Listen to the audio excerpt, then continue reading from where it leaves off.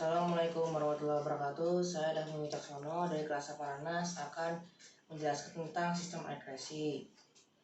Sistem ekskresi adalah sistem pembuangan zat sisa pada makhluk hidup seperti karbon dioksida, urea, racun, dan lainnya, atau proses pengeluaran sisa dari metabolisme tubuh manusia dengan organ-organ ekskresi lainnya.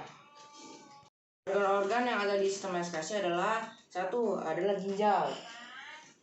Zat yang dikeluarkan dari ginjal adalah mengeluarkan gula darah yang dianggap lebih dari dalam tubuh dan menjadikannya urin. Yang kedua adalah kulit. Kulit mengeluarkan zat sisa yang berbentuk kelenjar keringat. Yang ketiga adalah hati. Hati mengeluarkan getah empedu. Dan yang keempat adalah paru-paru.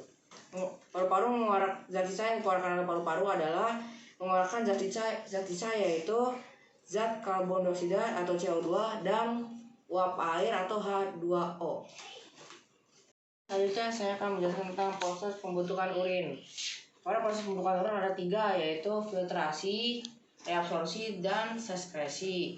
Filtrasi terjadi di Bernal Vicky, plasma darah, dan zat lainnya disaring oleh glomerulus. Setelah disaring di Vicky dan darah keluar melalui vena ginjal atau vena peralis. Hasil saringan masuk ke dalam kapsula Bowman, dan hasil filtrasi dari glomerulus dan kapsula Bowman disebut dengan filter glomerulus atau urin primer. Urin primer mengandung air, protein, glukosa, dan asam amino, dan urea. Filtrat glomerulus atau urin primer tahap di dalam tubulus contortus proximal dan lengkung Henle mengalami yang terbabat adalah reabsorpsi. Zat-zat yang direabsorpsi adalah glukosa, asam amino, garam, dan natrium klorida. Zat dari lengkung Henle dan volume filtrat berkurang. Hasil tahap ini disebut juga urin sekunder. Urin sekunder mengandung air, garam, urea, dan pigmen empedu yang berfungsi memberi bau dan warna pada urin. Urin sekunder masuk ke dalam tubulus contortus, distal dan terjadi melakukan penyerapan zat-zat yang telah digunakan dan kelebihan atau kekurangan air sehingga dibentuk urin. Tahap pengeluaran, augmentasi atau sekresi disebutnya. Urin sekunder dari tubulus contortus distal akan turun ke saluran pengumpul atau tubulus colectivus.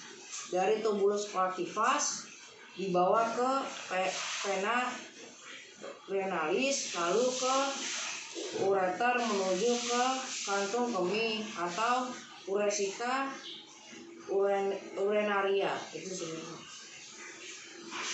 Nah, ini adalah contoh gambar dari ginjal dan nefron.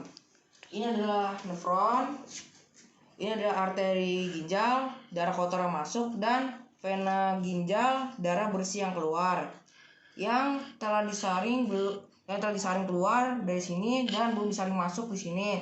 Ini adalah tubulus colectivus. Di dalamnya adalah glomerulus dan di lapisan luar adalah kapsula Bowman. Nah, ini adalah tubulus contortus proximal.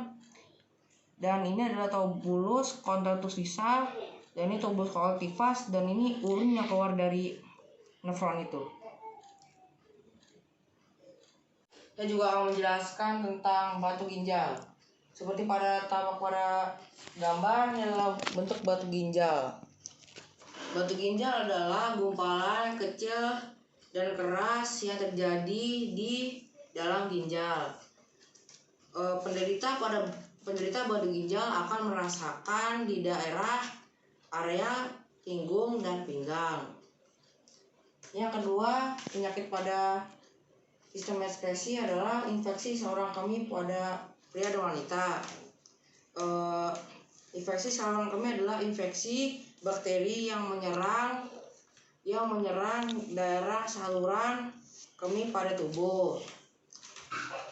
Infeksi saluran kemih, penyakit ini juga terjadi karena ketika bakteri masuk ke dalam saluran kemih atau bakteri. Nah, itu saja yang saya jelaskan pada hari ini. Sekian dari saya. Wassalamualaikum warahmatullahi wabarakatuh.